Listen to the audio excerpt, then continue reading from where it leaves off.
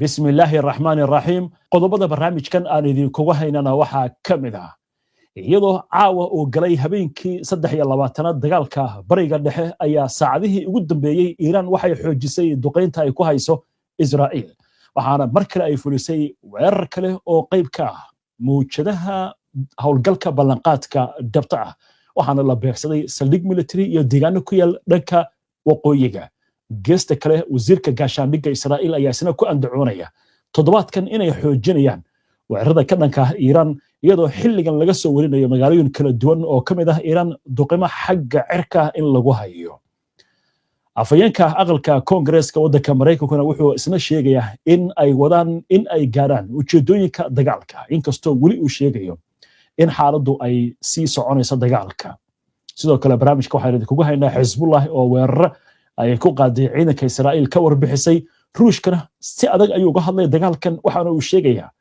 weeraradan ay wadaan Mareykanka iyo Israa'iil natiijada inay dib iyaga ugu soo laaban doonto dhamaan wararkan iyo qodobo kale iyo wixii warah ee soo kordhay intaynu hawada ku jirno iyo falaqayntii ayaan idinkugu haynaa barnaamijka wararka caawa Maxamed Maxamuud Cadde wararkan isku soo duway ayaa qadka ku jira Maxamed aan ku bilowno qodobada wararka ugu waaweyn ciidamada ilaalada kacaanka ayaa sheegaya in ay dufcadii 72aad ee weerarada xagga gantaalada ah ee ka dhanka ah Israa'iil iyo ciidamada badda ee Mareykanka ee la yiraahdo ciidanka badda ee shanaad ayaa la meel mariyay ciidamada ilaalada kacaanka waxa ay sidoo kale sheegayaan dufcada 72aad waxay ahayd mid aad u awood badan oo khatar badan ay ku jiraan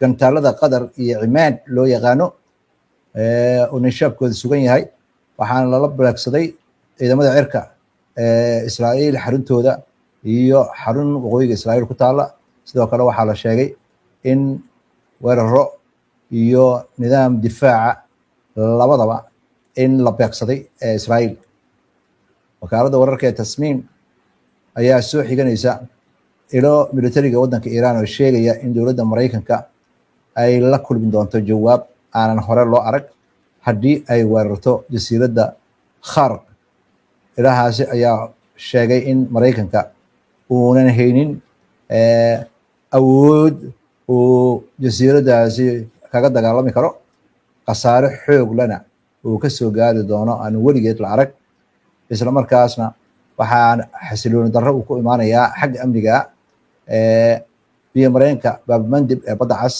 oo ayadana ka mid ah khiyaaraadka kooxaha gacan saarka la leh waddanka Iiraan madaxweynaha waddanka Iiraan Mas'uud Pezeshkian oo telefoon kula hadlay ra'iisul wasaaraha Hindiya Narendra Modi ayaa ku nuuxnuuxsaday in dagaalka afjaridiisa ay u baahnaan doonto in si dhaqso ah weerarka looga daayo Iiraan loona xaqiiqsado inaan mar dambe lagu noqon weeraro in lagu qaado Iiraan wasiirka arrimaha dibadda waddanka Iiraan Abbas Araghchi ayaa sheegay Iiraan inay sii wadi doonto inay nafteeda difaacdo iyo muwaadiniinteeda iyo gobolkana ay ka difaacdo dalalka dibadda ka soo duulay waxayna intaas ku dartay waxaan qoraynaa baa la yiri bog cusub oo taariikhda gobolka bariga dhexe waa sidoo hadalka u dhigay wasiirka arrimaha dibadda ee waddanka Iiraan wasiirka gaashaandhigga waddanka Israa'iil Katz ayaa sheegay in weerarada ka dhanka Iiraan toddobaadkan in aad loo dardargelin doono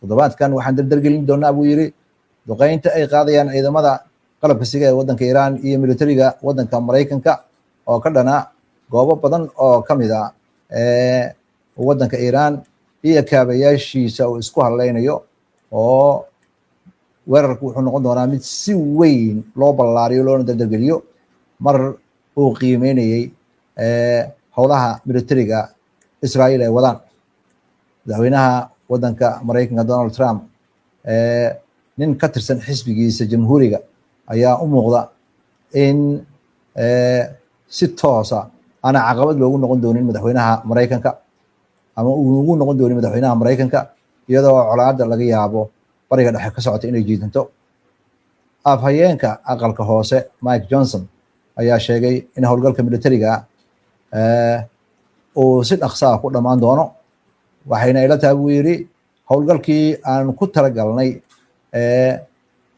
in intiisa badan lasoo afjaray ayuu u sheegay mid ka mid a wakaaladaha wararka ee wadamada reer galbeedka. waxaan isku dayeynaa buu yiri gantaalada ballistikada ee wadanka Iran iyo warshadaha laga soo saaro iyo maraakiibtooda ciidanka badda in la burburiyo. hadafyadaasna intooda badan hadda waa la fuliyay. Johnson ayaa hoosta ka xariiqay in Iran ay awood u leedahay inay khatar geliso maraakiibta maraya marinka Hormuz. dagaalkana waxaa laga yaabaa inay xoogaa jiido oo waqtigiisa u dheeraado, gaar ahaan xulafada wadanka Mareykanka ay intooda badan hadda codsiyo isdaba jooga oo ah in gacan la siiyo usoo diray madaxweynaha Mareykanka. wuxuuna sheegayaa sida ugu dhaqsaha badan ayaan xaaladda kusoo celin doonaa degenaansho. waxayna ila tahay arrintaasi si dhowaana in loo malmarin doono. wasiirka arrimaha dibadda wadanka Ruushka Sergey Lavrov ayaa ku nuuxnuuxsaday in cawaaqib xun uu ku imaan doono Mareykanka iyo Israa'iil falalka ay bariga dhexe ka wadaan iyo weli howlaha ay waqtiga dheer ka shaqeynayeen. wakaaladda warka Sputnik la yiraahdo ee wadanka Ruushka ayaa soo xiganaysa Lavrov oo sheegaya marka la gudbo in propaganda badan la afuufay cawaaqibka waxa Mareykanka uu ka sameynayo gobolka bariga dhexe iyo iskaashiga uu Israa'iil leeyahay ayaa cawaaqib xun ka dhalan doonaa. waxayna noqon doontaa mid mar dambe ka daba timaada oo xaalad culus ku keenta. waxaadna moodaa buu yiri in marka lala tacaamulayo gobolka bariga dhexe in la isticmaalayo mabaadii in tallaabo la qaadayo aan kala soc lahayn oo weeraro ah. arrintaasna ma aha mid la aqbali karo. waatahay maxamed, waa mahadsan tahay. daawadayaashuna way mahadsan yihiin. mar kale ayaan soo dhaweynaynaa. daawadayaal waxaan u gudbaynaa falaqaynta wararka iyo wixii warah degdega ee soo kordha. maxamed, aan ku bilowno arrinta dagaalka aynu ku bilowno. Iiraan waxaad moodaa in ay xoojinayso weerarada.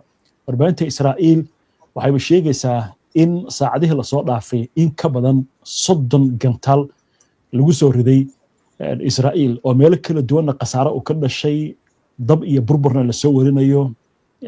meelaha qaarkoodna ambalaasta loo yeeray, inkastoo ilaa hadda aan lasoo bandhigin khasaaraha ka dhashay. weeraradan Iiraan ay xoojinayso iyadoo duqeynta ay ku socoto, maxay khubaradu ka sheegaysaa? dabcan waynu arkaynaa wararka ka imaanaya Iiraan ee sheegaya in magaalooyin kala duwan oo Shiiraas iyo Teheraan ay ka mid yihiin duqeyn inay ku socoto. su-aashaas waa su-aal aad iyo aad u fiican. dhinaca Mareykanka iyo Israa'iil duqeyn ayay ku wadaan magaalooyinka waaweyn iyo nawaaxigooda ee wadanka Iiraan. Iiraan ayadana dhankeeda waxay wadaa weeraro isdaba joog ah.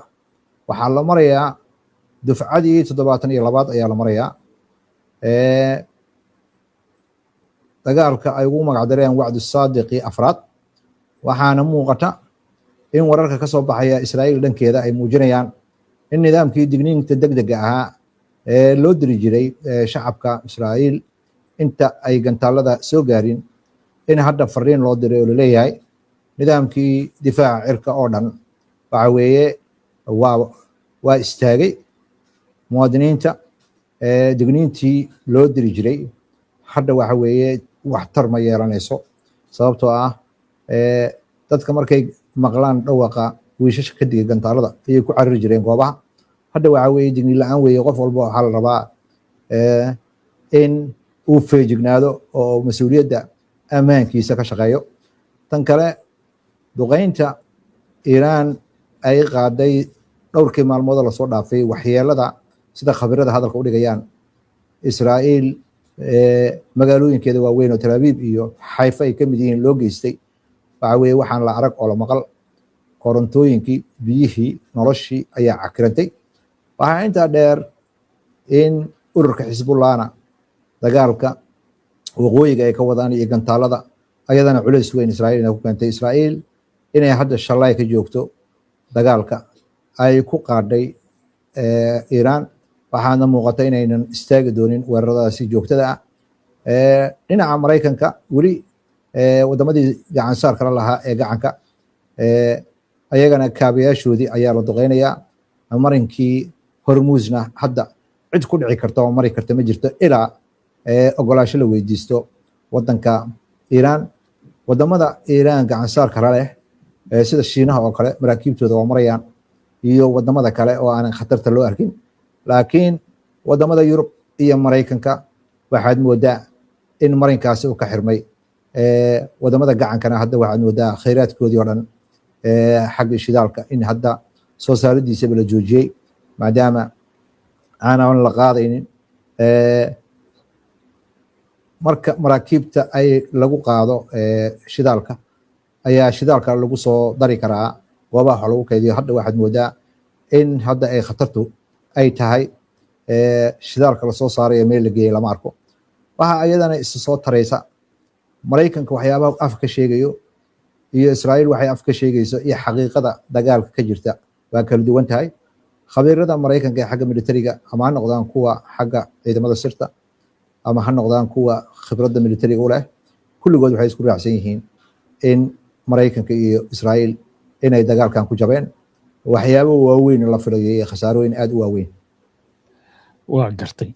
isla arrintaas daynu ku soconno, warbaahinta Iiraan mid ka mid ah wakaaladaha wararka ayaa fariin jees ah oo madaxweynaha Mareykanka ku socota qortay.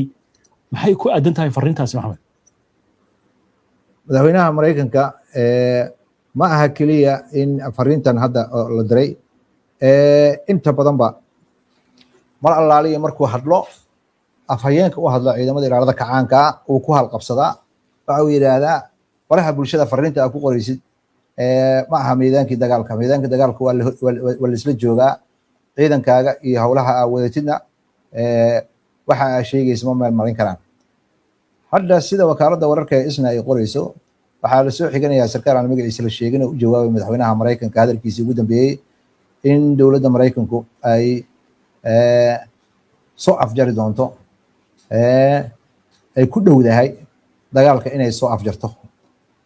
Iiraan ma aaminsana buu leeyahay bayaanada ka soo baxay madaxweynaha Mareykanka wax isbedelo oo la taaban karo oo howlgallada Mareykanku ay ka wadaan waddanka Iiraan oo aan aragnay anagu ma jiraan ayuu sarkaalkaasi leeyahay. waxa Trump uu ku dhawaaqayo iyo xaaladda dhulka ka jirta iyo xaqiiqada dhulka ka jirta waa kaaf iyo kala dheeri iyo kaan u dhiganayo maaha. Iiraan waxaad moodaa in ay ku gabagabaysay in Trump ay siin doonto 10 lama ilaabaan.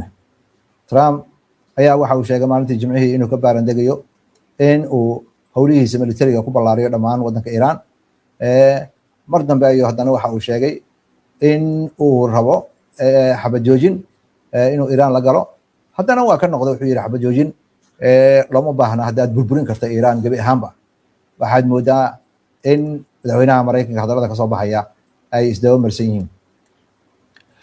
waa gartay. waa yahay. maxay kaloo qobrada marka dagaalka ka tiri? hadda waynu aragnaa toddobaadkii afraad baa loo gudbayaa dagaalka. sidaan maysa filim baa la yidhi Netanyahu iyo Trump in dagaalku uu sii adkaanayo, Iiraanna sidaan loo loodin waayey. marka maxay kaloo qobrada ka leedahay?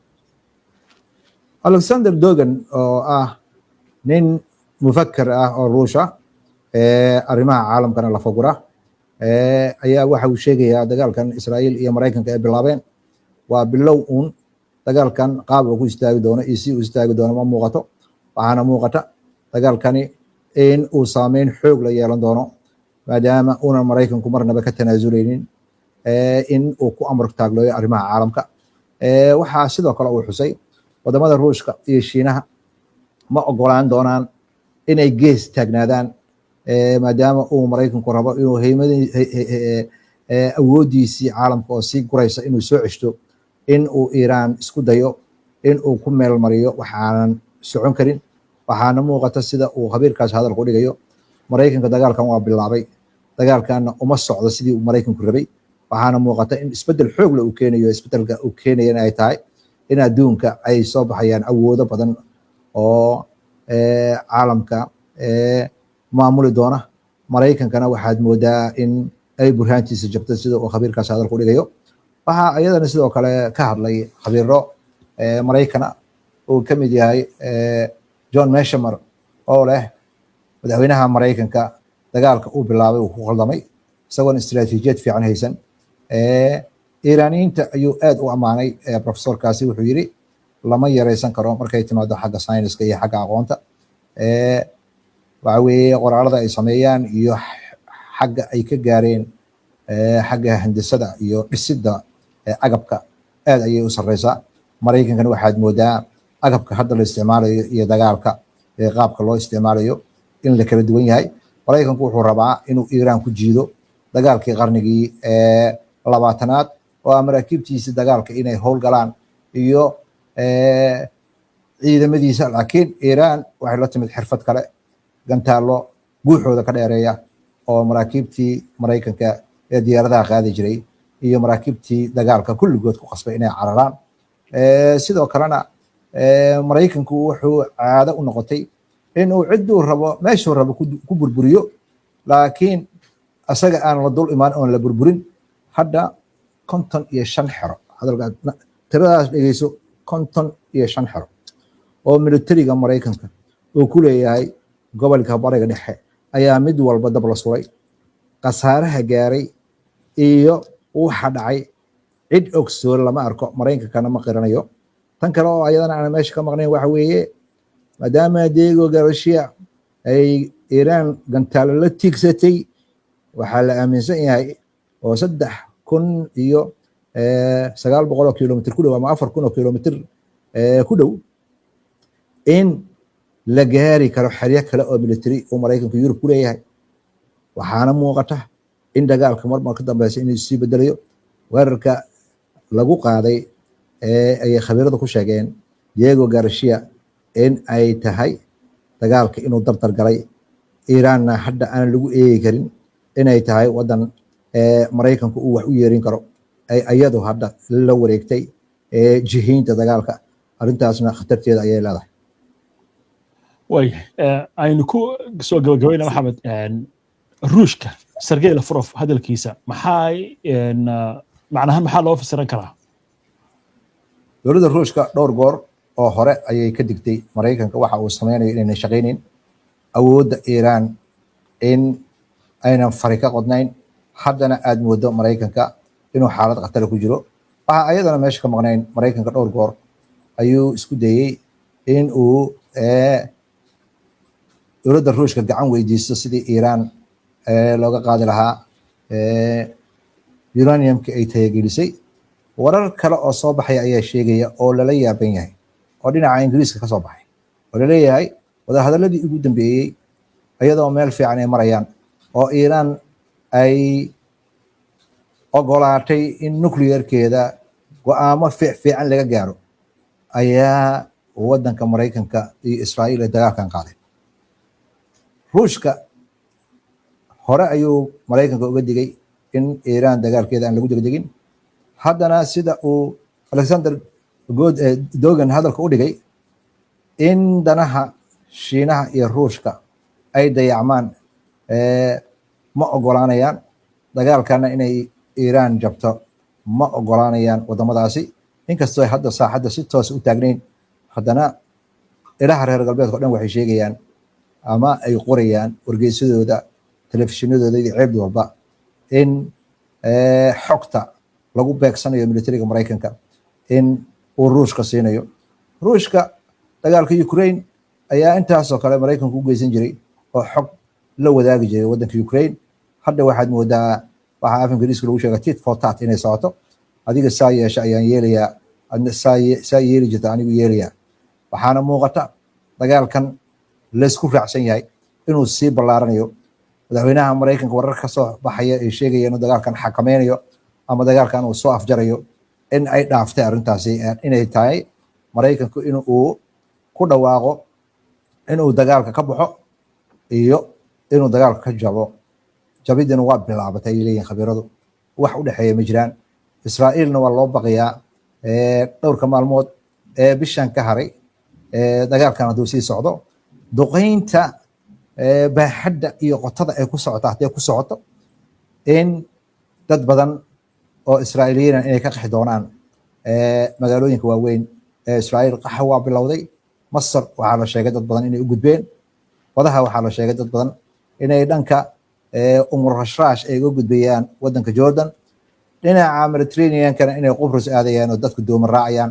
Waxay tahaba dagaalkan ayadoo aan qorshe lahayn ayaa la galay. Haddana waxaad moodaa in runtiisii iyo adkaysi inay u baahan tahay dagaalkan uu dheeraanayo ayna jeclaan lahaayeen Israa'iil iyo Mareykanka dagaal yaro kooban laakiin xaalku ma fiicna waayahay wararka ugu dambeeya haddii aynu eegano waxaa lagu soo waramayaa in dhanka Lubnaan duqeymo culus Israa'iil ay ka wado gaar ahaan magaalada Beirut iyo deegaano kale oo koonfurta ku yaal sidoo kale waxaa lagu soo waramayaa in nidaamyada difaaca ee magaalada Tehran ay la dagaalamayaan diyaarado dagaal oo hawada soo galay waa tahay inta ayaa caawa daawadayaal ku soo gabagabeynayna barnaamijkii wararka caawa waana ku mahadsantihiin daawashada barnaamijka si aad ula socoto wararkan iyo barnaamijyada iyo macluumaadka aynu soo gudbino haddii aad ka cusub tahay baraheena bulshada ama horay aadan ugu xirnayn hadda ku soo biir aynu barnaamijka xiga insha Allah inta ka horeysa nabadiin